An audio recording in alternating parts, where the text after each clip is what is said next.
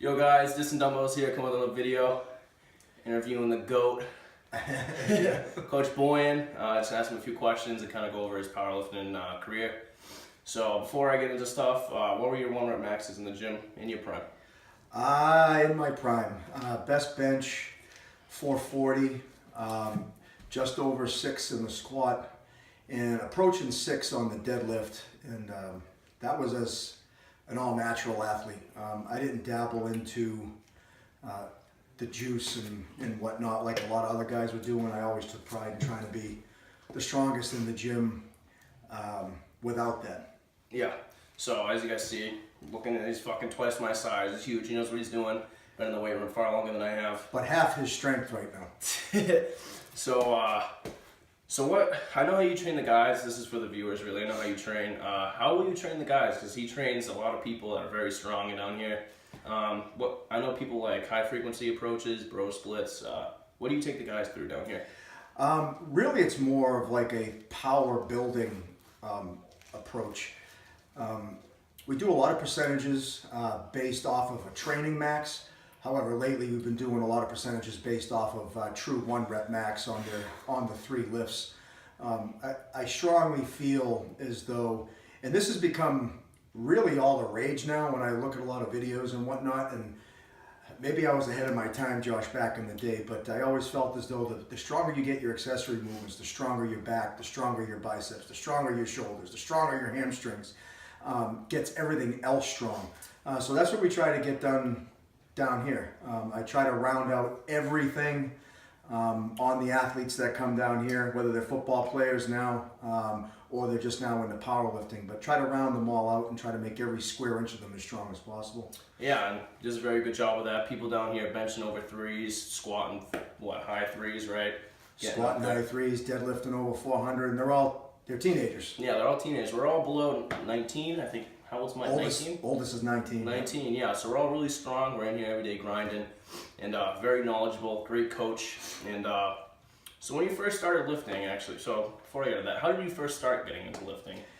Yeah, I guess like every other red-blooded American kid, I can remember as a little boy just being fascinated. You know, I didn't start lifting at 7 years old, but I can remember watching the wide world of sports for all you people out there that are almost 50 like me. Watch the wide world of sports, and they used to have the strongman competitions on there, and they'd have some of the powerlifters of that day in the mid-70s. But then you'd see Lou Ferrigno and whatnot. So I really started developing a fascination for strength at a very young age.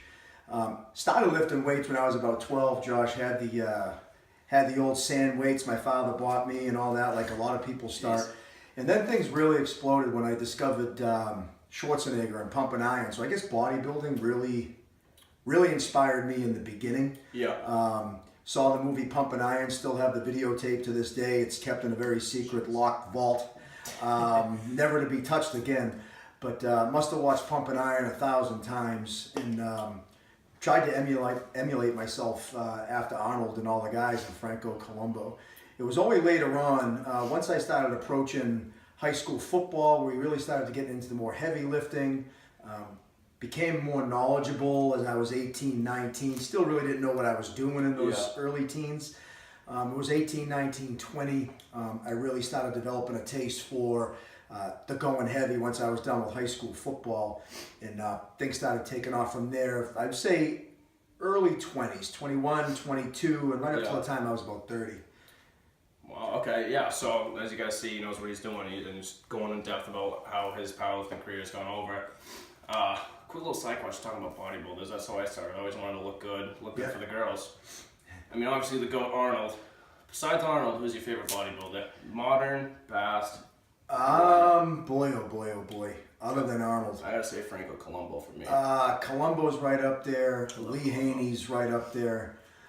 Frank Zane has got to be the most aesthetic bodybuilder of all time. I'd say those guys, but when you start getting into the freaks, you know, like Arnold and the guys, it would be Arnold, Ferrigno, and those guys.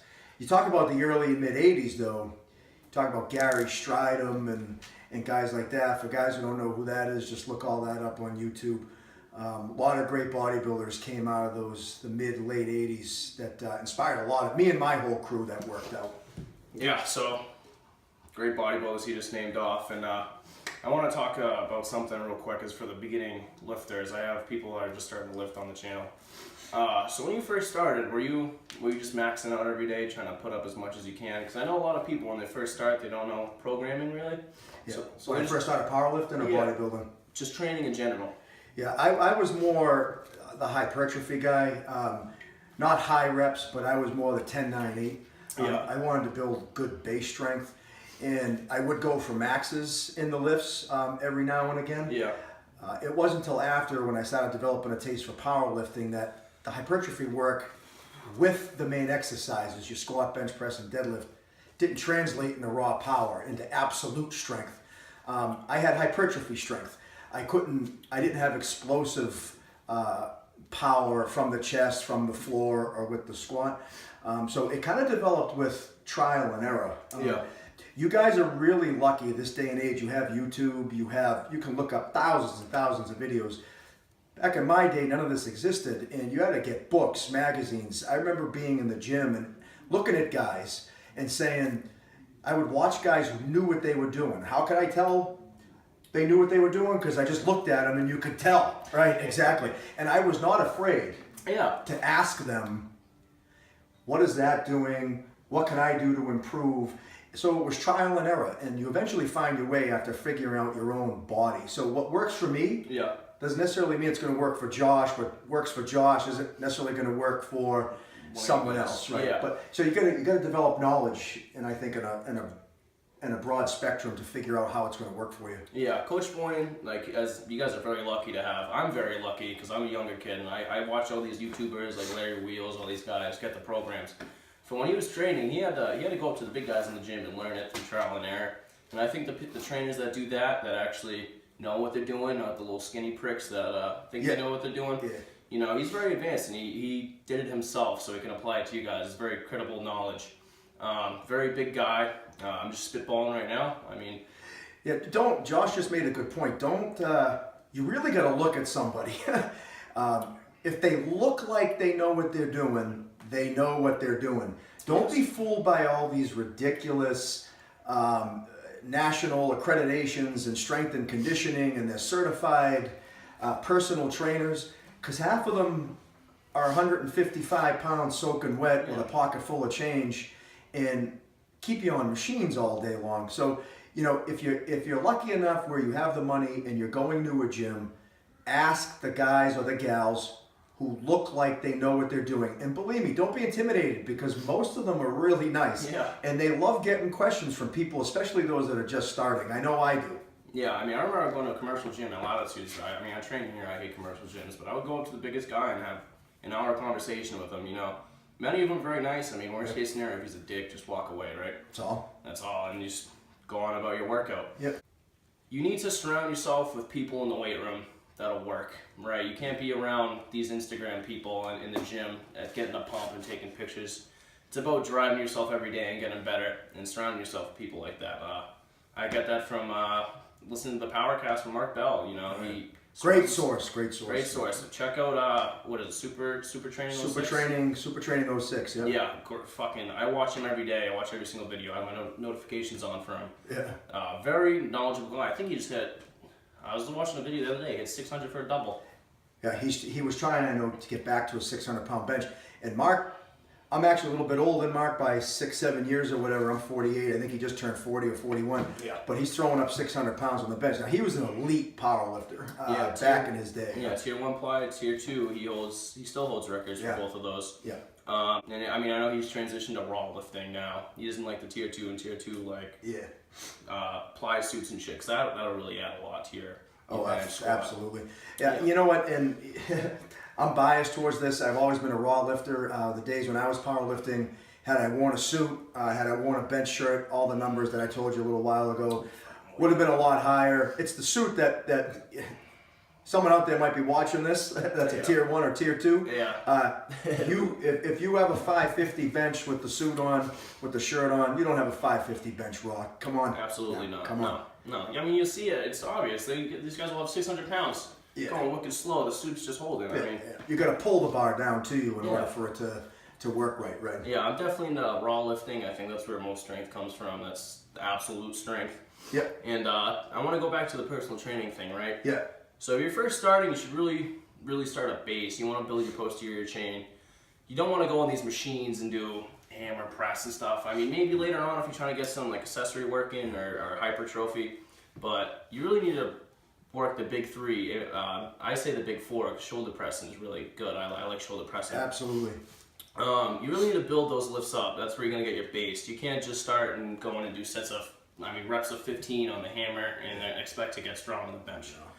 And I think that's the people go into commercial gyms and they see all these great machines, and they are great. Like Josh said, though, for accessory work.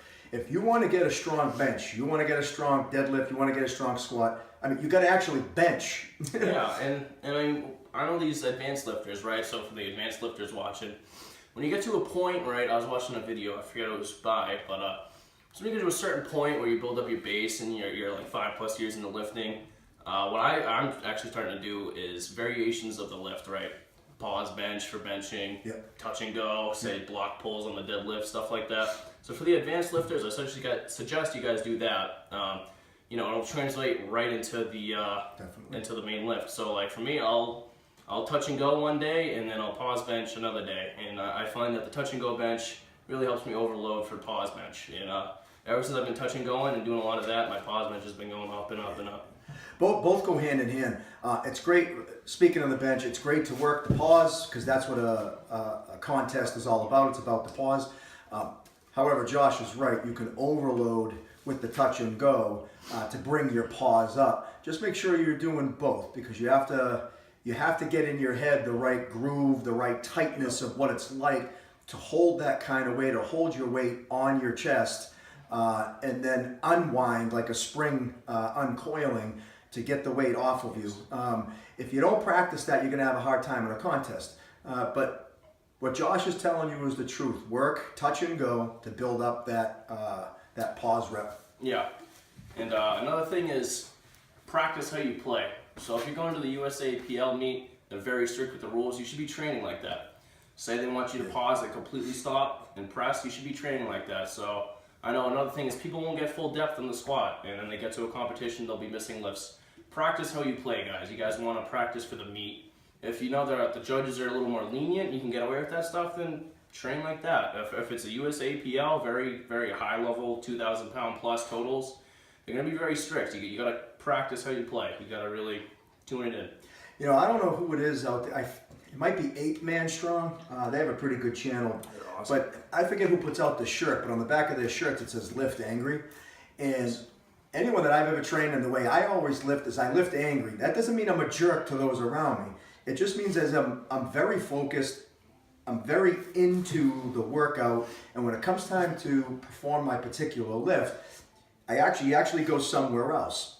Lifting angry enables you, in my opinion, to lift heavier. There are guys out there that tell you, hey, stay nice and calm, you're going to waste energy. Yeah, you're going to waste energy if you're running around for 20 minutes kicking walls in. Yeah. You have to know how to come down after the lift. After you do your set of deads, calm down, relax. But then when it comes time to get your next set in, start building yourself up, almost like a street fight. What type of mentality are you going to have getting into a street fight? Do you go into it relaxed, or are you getting yourself geared up? I say you're getting yourself geared up. Exactly. I agree with that 100%. Like, I'll be chitter-chattering, like, one of the greatest, like, he's going to be one of the greatest lifters in my opinion, Eric Lillybridge. He'll be with his brother and his father, just having fun on the side. When it was time to get his work done, he's laser focused, and guy's squatting 1,000 pounds with reps, that's it. I mean, the guy's insane. He's very laser focused. Check out that channel as well. These are all great sources we're talking about here in the powerlifting community. Yo, Discsanddumbbell fam, I'm sorry, I was just editing this video on my PC and I noticed that fucking interview got cut off. I'm sorry. I hope you guys enjoyed that video though. We only talked for like another 2 more minutes.